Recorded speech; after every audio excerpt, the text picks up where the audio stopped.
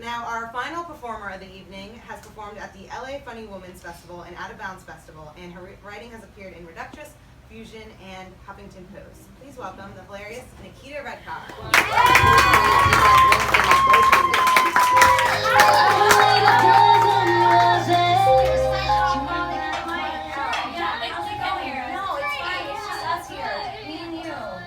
How's your life? It's wonderful. Good. I got it. All right, perfect. Testing. Yeah. Testes. Yeah. Oh, we're bringing up testes already? I thought, You can do okay. your stand-up, and then we'll... Oh, am I doing my stand-up first? Oh, okay. That's Okay. how you do it. Today's work before you join us. Oh, Today's it's your your show, world. my You get darlings. crazy. You tell me. All right, let's do this. How are you guys? Good. I heard a good, so I'm going to take that as a positive. That time of the month, baby. Let me let you in on a little secret. So I stopped getting periods because I went on a birth control called the IUD. It's thank you. It's like a little plastic T-shaped device that they put in your uterus. It's like ad block for your uterus. And one of the side effects of an IUD is that it stops periods, which sounds great, right? Until you realize the reason you're crying out of nowhere is because you're a fucking weirdo, right? You have nothing to fall back on. Like, I cried at a car commercial once, just out of nowhere, and I was just like, oh my god, Honda Civic, just it's so beautiful how they keep innovating over and over. And it's a good thing I'm on my period, otherwise I'd never cry. Oh shit, wait. I think something's missing, and then the ghost of my period shows up. I've been dead for 5 years. And I'm like, oh no, and then I have to live with that for the rest of my life. So I don't know, maybe don't get the IUD. Also, it's like really hard to be in the mood for sex now, right? Like, cause we keep hearing about women just flocking to get birth control right now. And I think it's rather optimistic of them, right? Like, as if anyone's going to be in the mood to have sex with a man during this administration. But hey, I say, anytime I feel like I should be getting in the mood, I'm like, no, I should call my senator. I don't feel like. And the whole reason I got on birth control was because I thought I'd be fucking constantly, right? Like, I'd just go into a job interview, for example, and they'd be like, Nikita, where do you see yourself in the next 5 years? And I'd be like, I don't know, fucking. And then we'd like high five, and then I just straight out like, I'd love to sit and chat, but I got a hottie waiting for me, and he's not gonna get me pregnant. You've read birth control brochures, right? So it's just weird that that's just probably not gonna happen for a while, because of the weirdness surrounding this administration. It's kind of like getting the most expensive meal plan in college, because you're like, I'm going to eat this every single day. This is going to be worth every single cent. And then you're at the end of the semester, you're like, fuck, I got to eat 16 plates of spaghetti to make use of all this. And you're just like going to all your friends, like, who wants it? That's going to be me in 2020. Kind of accepted my fate. But my name is Nikita. I do want to tell you guys this. I'm a stand-up comedian. I want to be famous, but not that famous, right? Like, I want to be famous enough to when I give a guy a fake number, he calls that number and is like, hey, is this Nikita? And then the fake dude answers, no. But do you mean Nikita the comedian? And he's like, yeah. And then they just talk a bit about my comedy. And that's all I want, just to build friendships.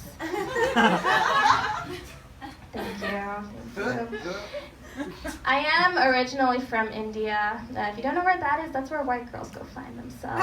Yeah, it's great. It's like surrounding or like defining our tourism now. Like, we have Gwyneth Paltrow on our currency. Yeah, it's great. India's not a poor country, okay? It's consciously uncoupling itself from a stable economy. Big difference. But I'm not trying to like knock on finding yourself or anything. I think it's a beautiful concept. I wish I could do that in some capacity, you know, like I just feel like I'm still trying to figure out what my like voice is or whatever, right?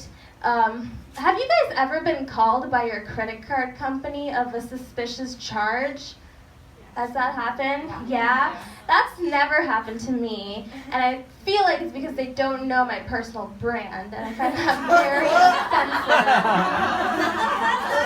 offensive. Like, I have a friend who got called the other day, and he was like, yeah, my credit card company called me because I bought something in Barnes and Nobles, and they were like, what? Wait, do you read what? I'm like, I am so jealous that they know you that well. Like, one day I bought Sephora and Taco Bell in the same hour, and no one called me.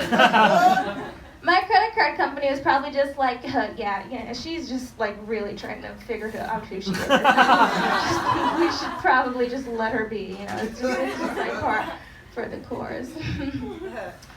So yeah. I was at my boyfriend's place, not his real name. Not even maybe lets me call him, but I was at his place. It's just like it's one of those relationships where you feel like you don't really know what's going on, and you're like talking to someone about it, and you're like, I don't know if I'm exclusive or like exclusive for only butt stuff, and then you realize the person you're talking to is a nurse, and she just wants to know how you know your emergency contact. I kind of miss like dating in middle school, right? Because it was so honest. And people these days can be very vague, Like, I was babysitting this 11-year-old once who told me that he broke up with his girlfriend because her hands were too sweaty. And like, that was it. And I was like, at least you know what you're looking for, man. Can't say that I can say that for anyone else. And it's just great closure, right? Because, like, he never has to date someone who doesn't meet his hand standards. And she never has to date a superficial asshole. So it just works out so well. But, like, nowadays, like, in my 20s, it's just people can be so vague with their intentions, right? Like, you'll never hear an 11-year-old be like, oh, I broke up with my girlfriend because she, like, has a weird energy. Like, her vibe is totally off. Like, we're on separate wavelengths, okay? She's here, I'm here. On the crest, trunk. You know, like, when did we start plagiarizing physics formulas to break up with someone? I have a theory, conspiracy theory. Ready? Yes. Yeah? Yeah? Okay. I think that scientists only wrote down formulas because they couldn't be honest with their wives or girlfriends, right? Like, the law of conservation of energy was probably started off like, hey, babe, you know how, like, energy is neither created nor destroyed, so, like, that's why we should see other people, you know? It's kind of hard to explain, but energy. Hey, babe, you know how, like, E equals MC squared, but, like, what if E doesn't always equal MC squared? What if E equals Stella? That's right, I fucked your sister, Stella. And I just feel like it's not gonna work out, you know? So, yeah, that's why you have the Nobel Prize today. See. I'm gonna end on that. Yeah.